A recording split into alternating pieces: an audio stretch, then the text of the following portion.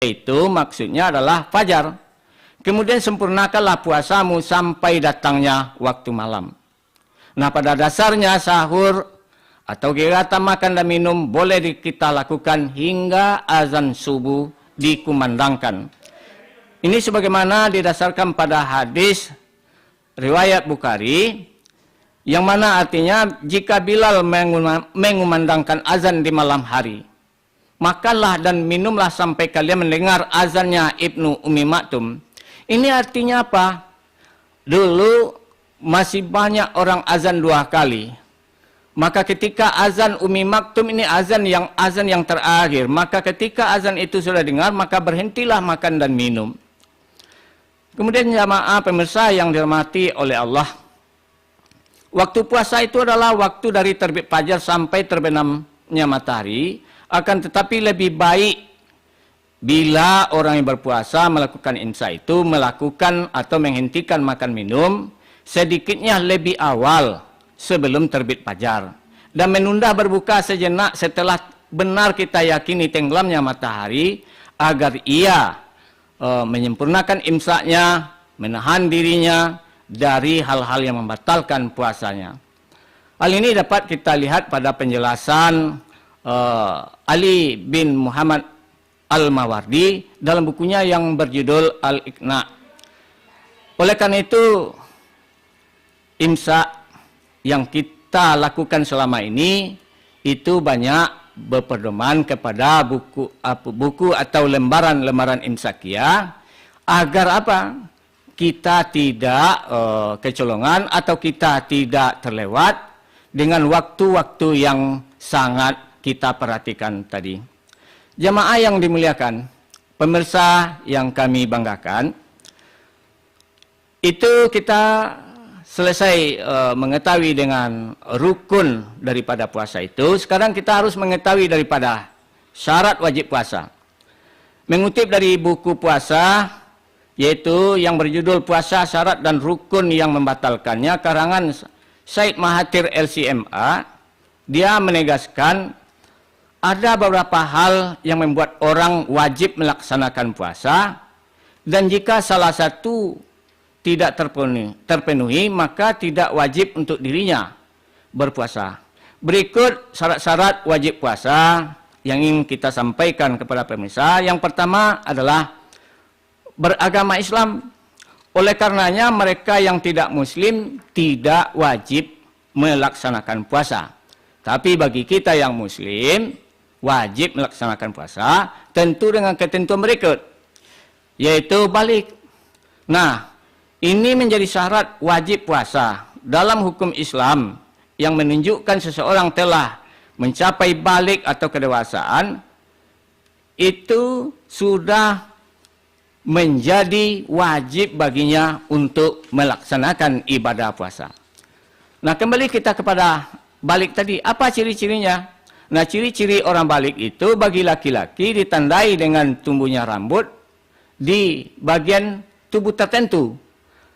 Kemudian mimpi basah, tumbuh jakun, dan suara semakin berat. Sedangkan pada perempuan ditandai dengan tumbuhnya rambut di bagian tubuh tertentu dan datangnya haid atau menstruasi. Juga ada perubahan suara menjadi nyaring, dan ditandai juga dengan tumbuhnya payudara. Ini kalau sudah ada tanda-tanda itu berarti mereka sudah balik dan mereka sudah mukallaf. Artinya mereka sudah dibebani hukum dan menjadi wajib baginya untuk berpuasa. Kemudian seseorang muslim itu harus berakal. Artinya apa? Hanya orang yang berakal, yang sehat akal, yang wajib melaksanakan puasa. Ini sepakat para ulama bahwa orang gila termasuk orang yang tidak berakal atau belum berakal, ini dia tidak wajib melaksanakan puasa. Tapi kalau dia sudah berakal, sudah wajib berpuasa. Kemudian syarat berikut adalah sehat jasmani. Orang yang sehat jasmani wajib melaksanakan puasa. Sebaliknya, tapi orang yang sakit tidaklah wajib baginya berpuasa ketika sakitnya itu sangat menyusahkan atau sakitnya berat sekali yang tidak memungkinkan dia untuk melaksanakan ibadah puasa. Sebagaimana Allah firmankan dalam Al-Quran, wa man kana maridan aw ala safarin fa'iddatum min ayyamin ukhar. Barang siapa yang sakit atau dalam perjalanan, maka tidak wajib baginya puasa, tapi mengganti sebanyak hari yang dia tinggalkan di hari lain. Kemudian, syarat seorang muslim berpuasa itu mampu dan kuat. Orang yang tidak mampu melaksanakan puasa, tidak kuat melaksanakan puasa, mungkin disebabkan karena usia, artinya sudah tua renta, bagi mereka tidak wajib puasa, karena mereka tidak kuat. Bagaimana puasa dibebankan kepadanya? Oleh karena itu Allah katakan, وَعَلَى الَّذِينَ يُطِيقُونَهُ فِدْيَةٌ طَعَامُ مِسْكِينٍ. Bagi mereka yang tidak kuat itu cukup dia membayar fidyah, yaitu memberi makan fakir miskin. Kemudian syarat berikut adalah tidak sedang dalam perjalanan jauh. Sebagaimana yang difirmankan tadi, orang-orang yang menempuh perjalanan jauh yang sangat menyusahkan itu yang mendapat keringanan, tidak melaksanakan puasa beberapa hari, dan itu dibolehkan. Nah, tapi nanti selepas Ramadan dia mengganti berapa hari puasa yang ia tinggalkan. Dan yang terakhir adalah disyaratkan bagi seorang muslim itu suci dari haid dan nifas. Nah, wanita yang sedang haid ataupun nifas, menurut kesepakatan para ulama, tidak diwajibkan untuk menjalankan ibadah puasa karena haid dan nifas itu. Dasarnya adalah berdasarkan hadis yang diriwayatkan dari Aisyah, bahwasannya artinya kami wanita yang haid atau nifas diperintahkan untuk mengqada puasa, tidak diperintahkan untuk mengqada salat. Nah, itulah syarat daripada puasa bagi seorang muslim. Apabila terpenuhi, wajib dia melaksanakan puasa. Namun apabila syarat itu tidak ada padanya, maka dia boleh tidak untuk berpuasa. Nah, para pemirsa yang kami banggakan, ketika kita telah memperhatikan syarat dan rukun itu, maka kita akan bisa menakar sejauh mana kita melaksanakan puasa, apakah sudah sesuai dengan syarat dan rukun. Nah, kalau itu sudah sesuai, insya Allah puasa kita diterima oleh Allah Subhanahu wa Ta'ala. Akan tetapi, bila puasa kita tidak sesuai dengan syarat dan rukun, tentu puasa kita akan tertolak di sisi Allah Subhanahu wa Ta'ala. Nah, barangkali itulah yang menjadi ukuran bagi kita sebagai seorang muslim yang melaksanakan ibadah puasa di bulan Ramadan. Demikian, terima kasih. Baik pendengar, baru saja kami hadirkan ya tausiah dari Buya Marilis. Oke, baik pendengar, untuk Anda yang akan bergabung ya, ingin menanyakan pertanyaan, silakan di 0811 6699 480 di 0811 6699 480. Kita terima yang pertama, Buya ya. Iya, silakan. Assalamualaikum, selamat sore. Selamat sore, assalamualaikum Mbak Dira. Iya, dengan siapa ini? Bang Togar ini. Oh, Bang Togar, silakan pertanyaannya Bang Togar. Assalamualaikum Bu ya. Waalaikumsalam warahmatullahi wabarakatuh. Selamat sore Bang Togar. Iya. Apa saja yang membatalkan puasa di pada bulan Ramadan ini? Terima kasih. Itu saja pertanyaannya Bang. Yang kedua, atau mengqadha atau menggantinya di lain hari bersambungan sama Ramadan yang depan, nggak bisa ya biaya. Ya. Bagaimana Bang? Umpamanya besok udah mau masuk 1 Ramadan, kita sambung hari ini, bisa itu enggak? Oke, baik ya. Terima kasih. Ada batal puasanya satu gitu ya. Oke, baik Bang. Nanti langsung dijawab sama Buya ya Bang Togar ya. Oke, terima kasih. Ya. Baik pendengar, Bang Togar baru saja sudah bergabung. Silakan Ustaz. Tadi pertanyaannya yang pertama adalah apa saja yang membatalkan puasa.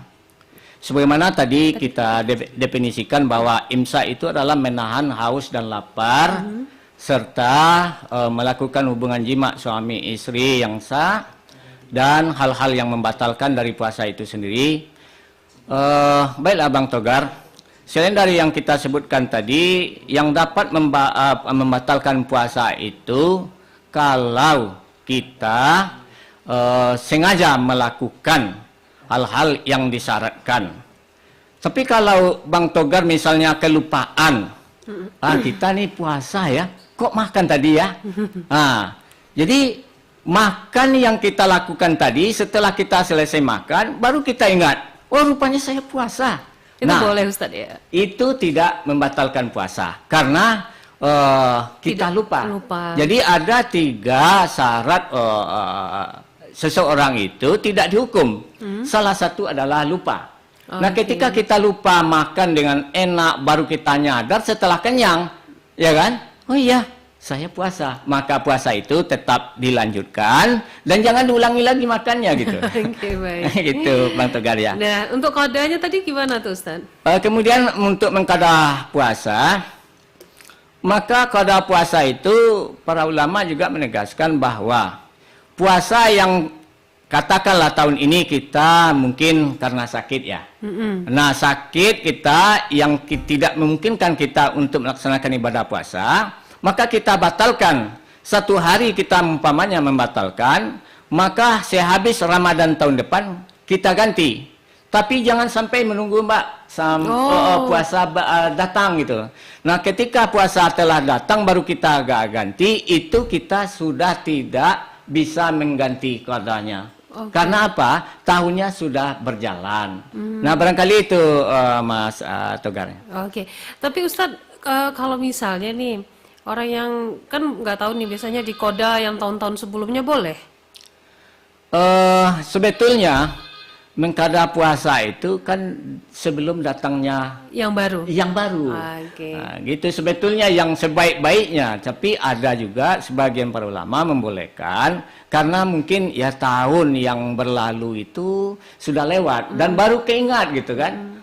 Keingat, oh iya saya Ramadan tahun ini masih ada puasa saya tinggal 2 hari. Lalu habis Ramadan ini boleh diganti. Ini sebagian ulama membolehkan untuk itu. Kita terima lagi. Halo, assalamualaikum. Waalaikumsalam warahmatullahi wabarakatuh. Iya, dengan Bapak siapa Pak? Dengan Herman di Padang Panjang ini Mbak Dila. Oh, Pak Herman di Padang Panjang. Silakan pertanyaannya Pak Herman Ya, ke Buya kita. Assalamualaikum Buya. Waalaikumsalam warahmatullahi wabarakatuh. Pak Herman, selamat sore. Iya, selamat sore lagi Buya. Ini pertanyaannya masih seputar puasa. Iya. Ini ghibah ini kan termaksud dosa gitu ya Buya ya? Iya. Cuman kita kan ghibahnya ini dalam hal bercanda gitu, dalam hal bercanda gitu kan? Iya, iya. Jadi kita membicarakan bukan keburukannya orang itu gitu kan, cuman dalam hal bercanda aja gitu kan. Apakah itu termasuk berdosa atau tidak gitu Bu ya? Ya, terima kasih. Oke, terima kasih Pak Herman. Assalamualaikum warahmatullahi wabarakatuh. Waalaikumsalam warahmatullahi wabarakatuh. Ghibah dalam bercanda Ustaz. Ghibah sebetulnya itu kan membicarakan aib orang ya. Kita tahu bahwa dia punya aib. Lalu kita bicarakan dan membicarakan itu betul-betul serius, ya kan? Atau kita kok bagara bercanda ya. Tapi kalau kita menyebut orang yang bersangkutan walaupun bercanda itu ghibah. Tapi mungkin kali ya kalau kita tidak menyebut orangnya, hanya sekedar bercanda, itu saya kira bukan ghibah. Karena ghibah itu membicarakan aibnya seseorang, jelas orangnya, jelas apa kekurangannya, jelas apa kesalahannya. Itu Pak Herman. Oke, baik. Semoga ini terjawab ya buat Pak Herman di Padang Panjang. Nah, baik pendengar, program acara kami ini juga dapat Anda dengarkan melalui channel YouTube kami di RRI Bukit Tinggi. Oke, untuk pertanyaan selanjutnya Bu ya. Assalamualaikum. Silakan Mas. Waalaikumsalam Bila. Iya, dengan siapa ini? Dari Pak Jun Lubak Basuang. Oke, silakan Pak Jul. Awak kan berpuasa. Jadi luku seketik banyak berdarah bata sesuai enggak. Terima kasih Ustaz. Iya. Ya, terima kasih. Tadi sudah kita jelaskan hal-hal yang dapat membatalkan puasa di awal. Tidak makan, tidak minum, termasuk hal-hal yang membatalkannya. Ghibah itu sebetulnya adalah merusak dari puasa itu. Dalam beberapa fikih ya dijelaskan dia tidak membatalkan puasa ghibah. Termasuk itu luka kalau lukanya ringan ya. Tapi kalau lukanya berat yang menyebabkan Pak Gindo ya tadi ya. Kalau menyebabkan Pak Gindo harus dilakukan penanganan medis. Untuk itu mungkin dehidrasi atau tambahan injeksi. Nah, ini ada dua pendapat para ulama. Yang pertama mengatakan puasanya batal kalau dia lukanya menganga dan besar dan menyebabkan darahnya banyak mengalir keluar sehingga perlu ditambah darah. Perlu dilakukan infusi darah.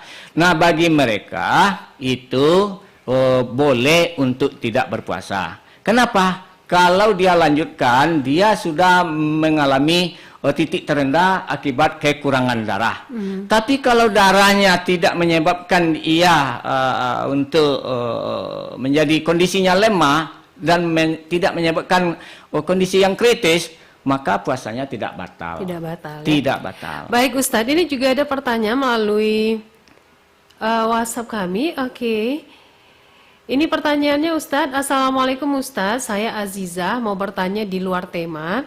Apakah benar jika kita berziarah ke kuburan tidak boleh memakai alas kaki ketika masuk area perkuburan tersebut? Apakah ada ayat atau hadis yang melarang? Terima kasih Ustadz. Nah ini jawab pertanyaannya. Terima kasih Azizah ya. Kita mau ziarah ke kuburan orang tua umpamanya ya. Kan orang tua kita orang yang kita idolakan, orang yang kita banggakan, orang tua yang kita sayangi. Lalu kita mendatangi ke tempat ziarah beliau. Memang tidak ada dalil satupun yang menegaskan ketika kita memasuki padang kuburan ke tempat beliau untuk berziarah harus membuka sepatu. Memang tidak ada dalil yang menjelaskan tentang itu baik dari Al-Quran maupun Sunnah.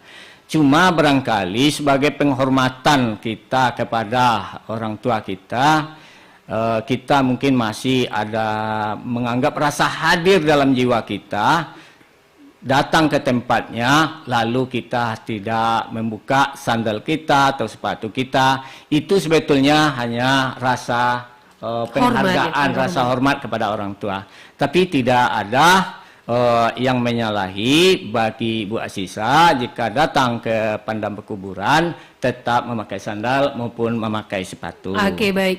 Silakan di 0811669940 buat Anda pendengar ya yang masih ingin bertanya nih dengan Ustadz kita Buya Marilis ya terkait tentang tanda-tanda puasa kita diterima ya Ustadz ya. Iya. Nah, Ustadz sembari menanti nih ya pendengar kita bergabung. Nah, apakah kita bisa mengetahui nih Ustadz tanda-tanda kalau puasa kita ini diterima? Bisa sebetulnya Mbak kita mengetahui misalnya kita telah memasang niat dengan sempurna sebelum datangnya subuh ya kan. Kemudian kita sudah menahan makan, minum, haus dan lapar serta hal-hal yang membatalkan mulai dari terbit fajar hingga terbenam matahari sesuai dengan yang kalau umumnya kita mempedomani pada buku Imsakiyah ya. Insya Allah diterima Mbak.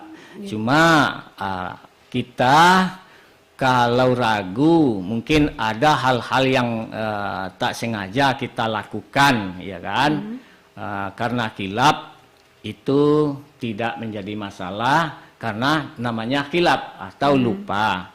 Jadi sepanjang syarat dan rukun kita penuhi, insya Allah Allah terima puasa kita. Jadi secara zahir menurut syar'i hukum fikih apabila kita telah melakukan sesuai dengan aturan insya Allah diterima. Akan tetapi jika tidak dilakukan sesuai dengan aturan yang ada maka dia tertolak. Oke. Nah, baik kita terima lagi Ustadz ya. Halo, selamat sore. Assalamualaikum. Halo, assalamualaikum. Iya, terputus di sepertinya. Nah, Buya, kalau kita lihat nih, apakah orang yang puasanya diterima itu akan ada feedbacknya dengan perubahan tingkah laku, sikap dan sebagainya setelah Ramadan tiba? Ramadan berakhir? Sebetulnya dapat kita lihat efek dari Ramadan yang diterima ya. Karena puasa itu sendiri kan membentuk pribadi yang beriman dan bertakwa. Nah, kita menyadari sebagai seorang shaimin maupun ibu-ibu yang shaimat, ya kan, puasa itu akan membekas memang setelah Ramadan kita lihat. Membekasnya nampak dari pemurahnya. Yang sebelum Ramadan mungkin dia tidak pemurah, ya kan? Setelah Ramadan dia rajin berinfak bersedekah karena dia tahu fadilah dari infak dan sedekah itu sangat besar. Bahkan yang sunnah saja Mbak dinilai sama dengan yang wajib. Nah, dengan kebersihan dan keikhlasan itu dia melaksanakan semua, itu akan menjadi dampak kebiasaan 1 bulan itu di selepas Ramadan. Nah, maka akan terlihatlah diterima atau tidaknya puasanya itu. Terlihat perbedaan Ustadz ya. Oke, kita terima lagi. Assalamualaikum. Waalaikumsalam Mbak Lila. Iya, dengan siapa ini Pak? Dari Pak Emi dari Pariaman. Oke, Pak Emi Pariaman. Silakan pertanyaannya Pak Emi. Assalamualaikum Pak Ustaz. Waalaikumsalam Pak Emi. Selamat sore. Ini yang ditanyakan Pak Ustaz. Ya. Umpamanya Pak Ustaz, orang tuh di dalam puasa tuh anaknya umpamanya banyak Pak Ustaz, tapi dia tuh nggak sanggup untuk membayar fitrah. Bagaimana tuh di dalam agama tuh Pak Ustaz? Oke, baik Pak Emi. Ya, Assalamualaikum Pak Ustaz. Waalaikumsalam warahmatullahi wabarakatuh. Silakan Ustaz. Terkait dengan seorang muslim yang berpuasa karena banyak tanggungan, kemudian dengan kondisi yang memang fakir fakir, artinya kan tidak mencukupi. Bagaimana mau bersedekah, ya kan? Atau membayar fitrah tadi. Bagaimana mau membayar fitrah untuk makan saja? Susah. Susah ya kan? Jadi satu ketika seorang sahabat pernah mengalami masalah yang sama, yaitu Rasulullah SAW pernah menyampaikan kepada seorang sahabat untuk memberikan zakat fitrahnya karena dia telah melaksanakan puasa. Namun sahabat menjawab, ya Rasulullah, bagaimana saya mau berzakat? Yang di kampung itu saya yang paling penerima miskin. zakat, paling miskin saya. Ya udahlah, terimalah itu. Jadi dia tidak bayar Ustaz? Enggak. Jadi karena dia miskin tadi, Rasulullah kan memberikan zakat, ya kan, kepada mereka. Kata Rasul, tolong berikan kepada orang yang paling miskin di kampung itu.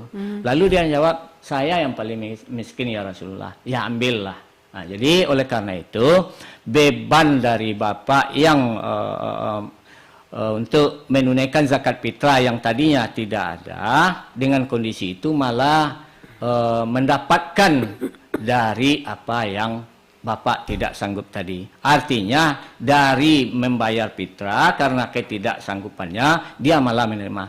Tapi ulama juga menyarankan ketika kita menerima itu telah mencukupi, artinya berlebih dari apa yang kita miliki, maka tunaikanlah zakat fitrahnya. Jadi oleh karena itu Pak apa tadi namanya ya? Pak Emi. Pak Emi, zakat fitrah itu kalau nanti seandainya ada warga kita yang menerima zakat dari sahabat-sahabat lainnya dan zakat itu telah mencukupi kebutuhannya dan bisa ia berzakat, maka tunaikanlah zakatnya. Nah, itu Pak Emi. Baik, pendengar selanjutnya kita terima lagi Ustaz. Assalamualaikum. Waalaikumsalam Kak Dila. Iya, waalaikumsalam dengan Ani. Oke, iya. silakan Ani pertanyaannya. Ini kalau kita puasa air ludah itu banyak kali kayak mana? Kalau sholat ini yang susah. Air ludah? Oke, baik. Itu batal atau gimana gitu ya Ani ya? Iya, Pak salah nih telan kan, karena sholat. Mana mau buang ludah ya kan? Iya. Itu aja Kak. Terima kasih. Assalamualaikum. Waalaikumsalam warahmatullahi wabarakatuh. Silakan Ustaz. Ibu, memang ini banyak dikhawatirkan oleh jamaah kita. Kita berpuasa, gimana ya? Kadang kerongkongan kita kering rasanya. Lalu kita menelan puasa daripada ludah kita. Perlu kita ketahui bahwa yang dikatakan makan dan minum itu adalah mengambil sesuatu yang dari luar mulut kita. Ini para ulama mengatakan kalau yang dari luar yang Bapak Ibu ambil ada air, ada makanan, kemudian Bapak Ibu masukkan ke dalam mulut kita lalu kita telan, itu yang membatalkan puasa.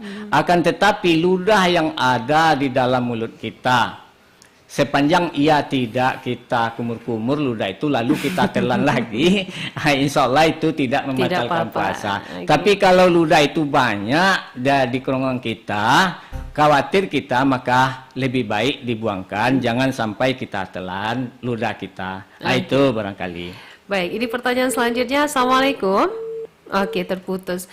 Ustadz, ini ada pertanyaan. Kita terima lagi buat yang akan bergabung ya. Silakan di 0811 6699 480. Halo, selamat sore. Assalamualaikum. Assalamualaikum.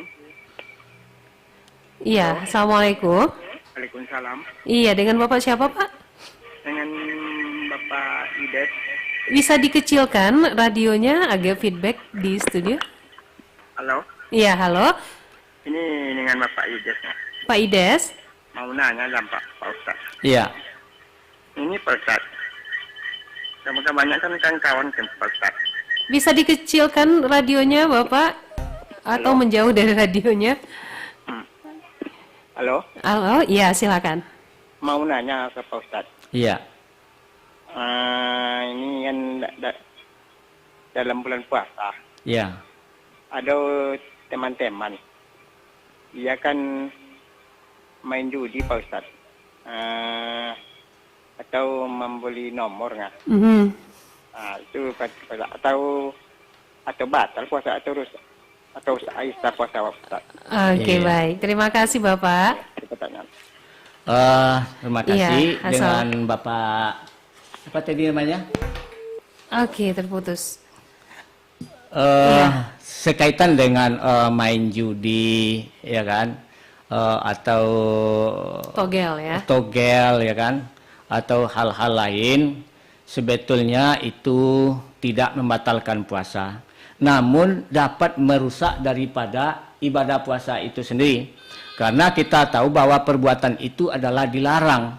Nah, hal-hal yang dilarang kita lakukan selama berpuasa, maka puasa kita menjadi rusak. Oleh karena itu kata Nabi SAW, kamin saimin laisa lahu min saumihi ilal ju' wal atas.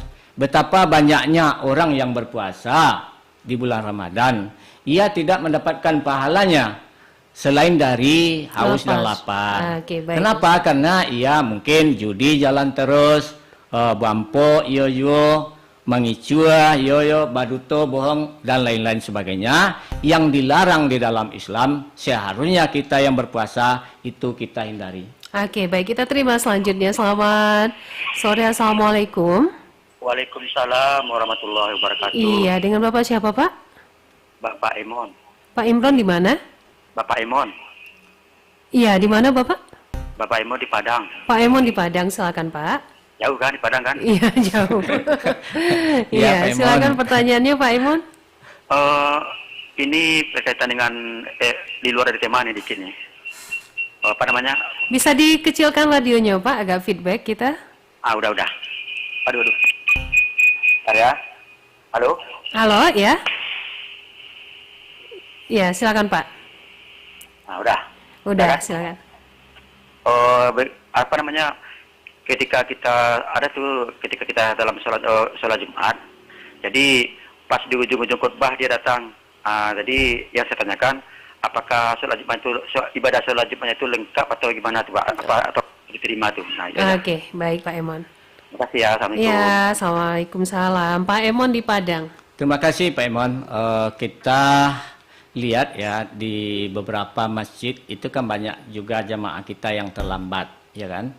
Nah, terlambatnya Jumatan, apakah salat Jumatnya sah ataukah Jumatnya sah? Ini menjadi perhatian kita bersama. Nah, Kalau sholat Jumat itu kan kita lakukan setelah khotbah yang selesai oleh khatib di hari Jumat. Selesai khotbah kita sholat. Kan tetapi kita berakhir khotbah selesai baru kita datang. Ya kan? Nah, sebaik-baik jamaah itu adalah dia datang di awal waktu sebelum waktu sholat masuk. Karena apa? Karena khotbah itu para ulama sebagian berpendapat itu adalah bagian daripada ibadah Jumat. Jadi sholat dengan khotbah itu adalah pengganti daripada 4 sholat zuhur yang dilakukan di hari biasa. Oleh karena itu di hari Jumat khotbah itu menjadi hal yang tidak boleh kita tinggalkan karena itu bagian dari 2 rakaat sholat yang dilakukan dengan khotbah. Artinya sebaiknya kita tidak meninggalkan khotbah. Tapi kalau karena keterlambatan itu dengan kondisi yang mungkin ya di luar kemampuan kita, kemudian kita hanya dapat di akhir saja. Bahkan mungkin katakanlah imam sudah sudah di takbir pertama baru kita nyampe. Insya Allah Jumat kita sah, cuma kita termasuk orang yang lalai. Nah, okay. Nah itu Pak. Ini ada pertanyaan lagi melalui WhatsApp kita nih, Buya. Assalamualaikum Buya, saya Enti. Mau bertanya tentang orang tua saya yang sakit dan tidak mampu puasa selama beberapa tahun. Akan tetapi fidyahnya tidak dibayarkan. Saya sekarang sudah besar dan bekerja dan ingin membayar semua fidyah itu. Apakah itu bisa Buya? Dan apakah dapat diterima? Begini Bu, Bu Enti, puasa tahun lalu kita tidak membayar fidyah, mungkin karena kita berkekurangan atau tidak ada kemampuan untuk membayar. Nah pada tahun ini kita diberi rezeki oleh Allah, maka kemampuan untuk membayar itu sudah ada pada Ibu, maka tunaikanlah pada Ramadan ini untuk pengganti daripada fidyah tahun lalu. Artinya apa? Puasa Ibu karena memang diganti dengan fidyah mungkin disebabkan Ibu mungkin hamil atau sudah melahirkan, atau memang Ibu tidak memungkinkan di tahun itu untuk melaksanakan puasa, maka Ibu sesuai dengan ketentuan fikih harus mengganti dengan fidyah. Tapi karena kemampuan tidak ada, tahun ini baru ada, maka bayarkanlah tahun ini fidyah Ibu. Dan itu dianggap puasa Ibu tahun lalu sudah terselesaikan. Oke, baik. Nah, baik pendengar, kita masih punya untuk satu penelpon terakhir lagi di 0811 6699 480 ya. Silakan. Halo, selamat sore. Assalamualaikum. Selamat sore, Waalaikumsalam warahmatullahi wabarakatuh. Bila. Iya, dengan siapa ini? Dengan Pak Zul. Pak Zul di mana? Di Padangalai, Pariaman. Di Pariaman. Silakan Pak Zul. Ustadz. Ya, Pak Zul. Assalamualaikum warahmatullahi wabarakatuh, Ustaz. Waalaikumsalam warahmatullahi wabarakatuh. Ini kejadian ini, Ustaz. Ya, kejadian ini bukan orang lain, Ustaz, tapi pribadi sendiri, dah, Ustaz. Iya, iya. Di saat dulu, Ustaz, kan kita pernah jadi karyawan di rumah makan, Ustaz. Iya. Jadi yang bos kita ini di saat bulan puasa harus jualan di sinilah kita bisa mengejarkan omset katanya kan gitu. Jadi lantaran kita ini sebagai karyawan, Ustaz, kita juga butuh duit untuk lebaran. Kita menjalankan ibadah puasa juga, Ustaz. Tapi kita ngasih makan orang di dalam bulan puasa. Ini bagaimana hukumnya, Ustaz? Oke, baik Pak Zul. Makasih banyak, Ya, Ustaz. sama-sama. Assalamualaikum warahmatullahi wabarakatuh. Waalaikumsalam warahmatullahi wabarakatuh. Singkat saja. Terima Ustaz. kasih Pak Zul. Kita di rumah makan itu kan menyediakan makan dan minuman tentu untuk orang berpuasa, ya kan? Nah, kalau kita dagang itu sesuai dengan ketentuannya untuk orang yang berpuasa, kita katakanlah sore kita udah mulai dagang. Kalau siang hari itu menyalahi aturan perda daripada daerah tertentu, dilarang kita dagang makanan dan minuman di siang hari. Tapi kalau sore hari ada beberapa ketentuan daerah, setelah asar itu diperbolehkan dengan tujuan adalah untuk membantu daripada Bapak Ibu yang berpuasa di siang hari mungkin tidak sempat untuk memasak dan lain sebagainya, sehingga boleh dia ya, membeli itu boleh. Tapi kalau dia makan di tempat Bapak Ibu, tentu paling tidak Bapak Ibu bisa mengetahui ini orang musafir atau bukan. Itu satu. Kalau dia musafir datang ke tempat Bapak Ibu rumah makan lalu dilayani, itu tidak menjadi persoalan. Akan tetapi orang yang tidak musafir dan tidak sakit dan tidak ada halangan untuk tidak berpuasa, lalu dia makan di tempat kedai Bapak tadi, maka itu Bapak menyediakan termasuk bagian dari mereka. Nah, oleh karena itu hati-hati juga kita ini penyedia makanan minuman ya. Nah, kita apa ini sengaja dia berbuka itu karena sesuatu hal dibolehkan oleh syar'i atau tidak. Nah, kalau dia dibolehkan syar'i silahkan, kalau tidak mohon maaf kami tidak menyediakan. Mungkin itu lebih baik. Oke, baik pendengar, itu dari statement yang diberikan oleh Buya Marlis Iman ya. Terkait pertanyaan dari Pak Zul di Padang Pariaman. Tanpa terasa nih Bu ya, kita sudah berada di penghujung kebersamaan dan juga pendengar serta pemirsa kami di kesempatan sore hari ini kita cukupkan hingga di sini kebersamaan kita dalam acara Serasi ya. Sore bicara seputar Islam. Kita ketemu lagi besok di waktu dan jam yang sama dengan topik-topik yang berbeda lainnya. Terima kasih Bu ya. Terima kasih Mbak, terima kasih semua kru. Ya, dan pendengar selepas ini siap-siap ya, kita akan bersama dalam kuis Ramadan sore ini. Demikianlah Serasi, sore bicara seputar Islam di Pro 1 RRI Bukit Tinggi, kanal informasi dan inspirasi.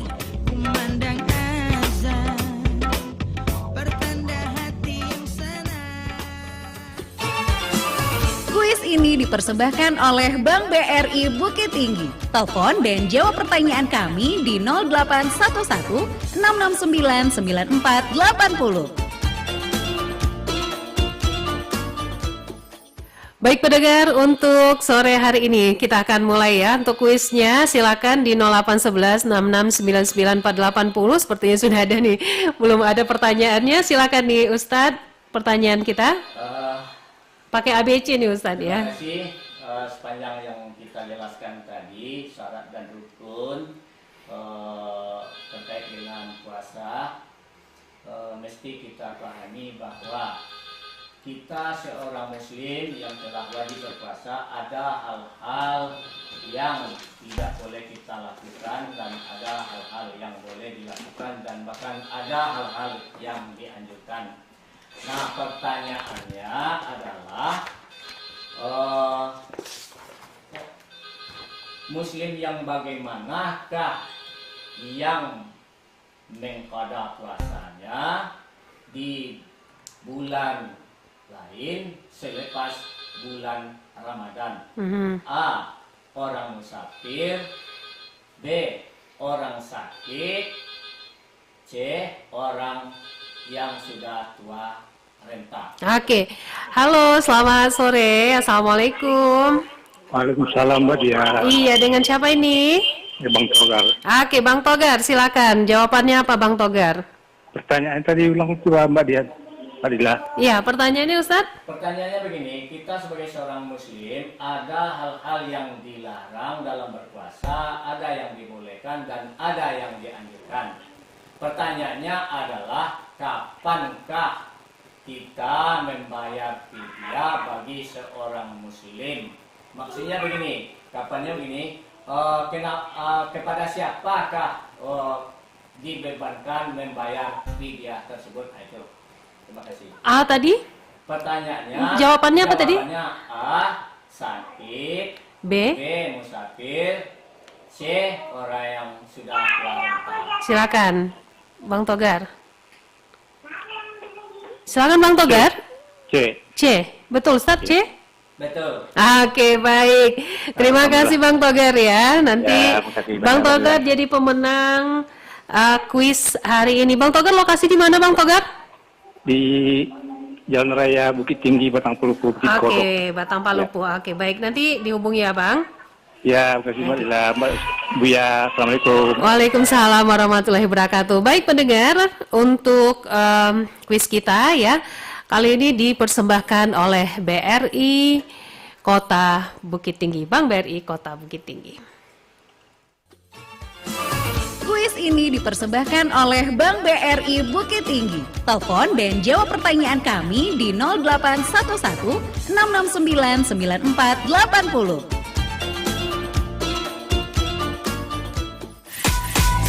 Selalu dengarkan Pro 1 RRI Bukit Tinggi. Kanal informasi dan inspirasi.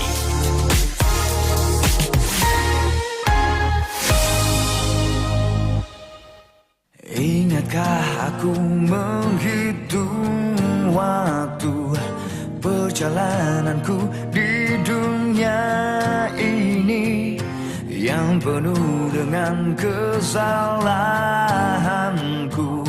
Salah yang telah menjadi biasa.